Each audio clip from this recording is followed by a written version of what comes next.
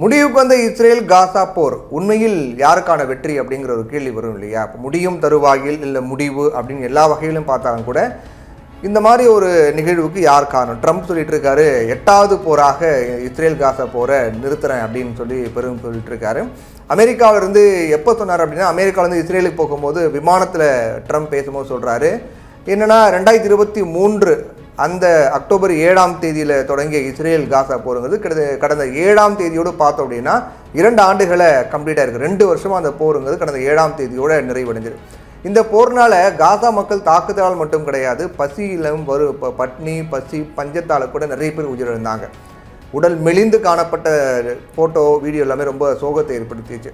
காசா சுகாதாரத்துறை அமைச்சகத்தினுடைய அறிக்கையின்படி இந்த போர் தொடங்கியதிலிருந்து தாக்குதலால் கிட்டத்தட்ட 60,000 பேர், ஒரு 66,000 70,000 பேர்கிட்ட உயிரிழந்திருக்காங்க காசா மக்கள் அப்படின்னு சொல்லப்பட்டிருக்கு. இதில் குழந்தைகளும் அடங்குவாங்க. ஒரு 100க்கும் மேற்பட்ட குழந்தைகள், 300க்கும் மேற்பட்ட காசா மக்கள் பசியால் உயிரிழந்திருக்காங்க அப்படின்னு சொல்லப்பட்டிருக்கு.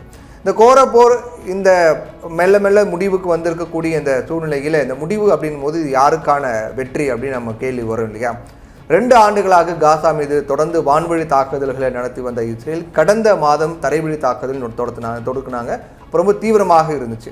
காசாவுக்கு போகக்கூடிய மனிதநேய உதவிகளையும் நிவாரணப் பொருட்களையும் இஸ்ரேல் தடுத்துட்டு வந்தாங்க. இந்த கொடுமைகள் நாளுக்கு நாள் அதிகமாகிட்டே போக உலக நாடுகள் என்ன பண்ணாங்க, இஸ்ரேலுக்கு கடும் எதிர்ப்புகளையும் கண்டனங்களையும் பதிவு பண்ண ஆரம்பித்தாங்க. பல உலக நாடுகளில் மக்கள்லாம் போராட்டம் மேற்கொண்டாங்க. இஸ்ரேல் போரை நிறுத்தணும், அதுக்கு நம்முடைய நாடு உதவி பண்ணணும் அப்படின்னு ஒவ்வொரு நாட்டை சேர்ந்தவங்களும் அங்கே போராட்டங்கள்லாம் பண்ணாங்க. இதுக்கு சிறந்த உதாரணம் அப்படின்னு பார்த்தோம்னா 27ஆம் தேதி கடந்த மாதம் 27ஆம் தேதி பார்த்தோம் அப்படின்னா நெதன்யாகு ஐநா பொது சபையில் பேசும்போது அந்த உரையை பல உலக நாட்டு தலைவர்களும் புறக்கணிக்கிறாங்க. புறக்கணிச்சு நெதன்யாகு பேசும்போது புறக்கணிச்சுட்டு வெளியே போகிறாங்க. இன்னொரு பக்கம் அமெரிக்க அதிபராக பொறுப்பேற்றதிலிருந்து ட்ரம்ப் பெருசாக நெதன்யாகுவை குற்றம் சொன்னதே கிடையாது. ஒரு நெருங்கிய நண்பர் போல தான் பழகிட்டு இருக்கார். இப்போ ட்ரம்ப் தொடர்ந்து இஸ்ரேலுக்கு ஆதரவாக பேசி வந்தார். அதை நம்ம பார்த்தோம். ஹமாஸை கடுமையாக எதிர்த்தும் எச்சரித்தும் வந்தார் ட்ரம்ப். இஸ்ரேலுடைய தாக்குதல் கொடூரங்கள் தொடர்ந்து கொண்டே போகக்கூடிய நிலையில் அது ட்ரம்ப்புக்கு நெருக்கடியை உண்டாக்கியது. உலக நாடுகள் எல்லாமே ட்ரம்ப் எதிர்பார்த்தாங்க, நீங்கள் போர் நிறுத்தணும் அப்படிங்கிற எதிர்பார்த்தாங்க. அது ட்ரம்ப்புக்கு ஒரு நெருக்கடி கொடுத்துச்சு. இதனால் அமெரிக்க அதிகாரிகளுடைய அளவிலான கூட்டத்தில் நெதன்யாகுவை ட்ரம்ப் ரொம்ப கடுமையாக திட்டி இருக்காரு அப்படின்லாம் தகவலாம் வெளியாச்சு. உலக நாடுகளுடைய எதிர்ப்புகள் ட்ரம்பினுடைய அதிருப்தியும் தாண்டி இஸ்ரேல் மக்களுக்கும் இந்த தொடர் போருடைய மீது ஒரு வித வெறுப்பு அப்படிங்கிறது வந்துச்சு.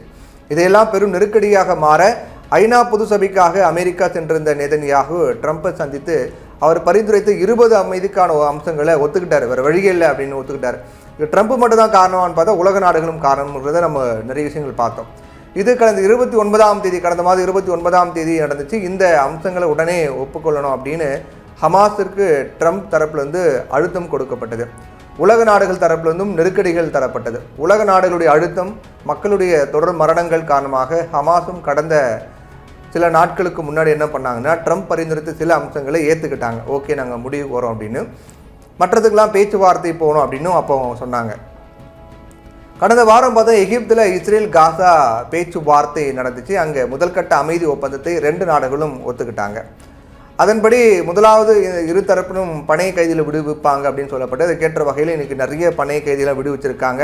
அவங்க தங்களுடைய உறவினர்களை பார்க்கும்போது அவங்க அந்த ஆனந்த கண்ணீர் அவங்க கத்துறது, இத்தனை நாளாக பார்க்க முடியலை, உயிரோடு வருவேன்னு தெரியலையே அப்படின்ற அந்த ஏக்கம் இப்போ உயிரோடு வந்திருக்கும் போது உண்மையிலே ரொம்ப மகிழ்ச்சியாக இருக்குது அப்படிங்கிற மாதிரி அவங்களுடைய சந்தோஷம், ஆனந்த கண்ணீர், அவங்களோட இன்ப அதிர்ச்சி அப்படிலாம் பார்க்கும்போது உண்மையிலே கல்லெஞ்சம் கூட கரை வைக்கிற மாதிரி தான் இருக்குது. இதையடுத்து 20 இஸ்ரேலிய பணைய கைதிகளை அதே போல் ஹமாஸும் விடுவித்திருக்காங்க.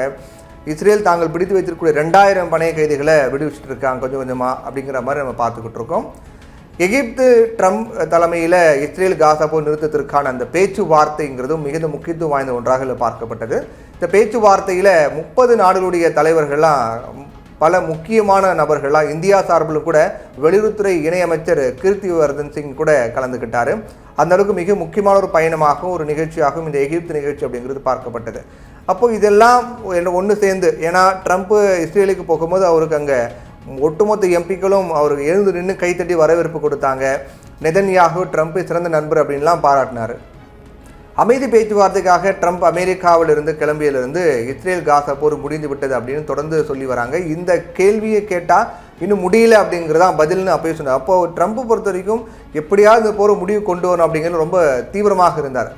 ஹமாஸுக்கு ஒரு சில அம்சங்கள் மட்டுமே சம்மதம் இருக்குது, அவங்க மீதிய பேச்சுவார்த்தையில் பேச்சு தெளிவுபடுத்தணும் அப்படிங்கிற மாதிரி அவங்க கோரிக்கை வச்சோடனே உண்மையிலே இது முடிவு பெறுமா அப்படிங்கிற கேள்வியெல்லாம் அப்போ இருந்துச்சு.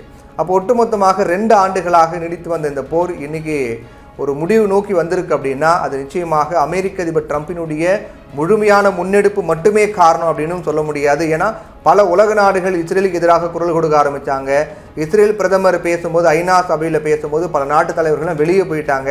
கடுமையான நெருக்கடி, கடுமையான அழுத்தம், ஒரு பக்கம் ட்ரம்பினுடைய இந்த போர் நிறுத்த முயற்சி, இது எல்லாம் சேர்ந்து தான் இன்றைக்கி அந்த போர் முடிவுக்கு வர்றதுக்கு மிக முக்கியமான காரணமாக இருக்குது அப்படிங்கிறதுலையும் மாற்றுக்கிறது கிடையாது.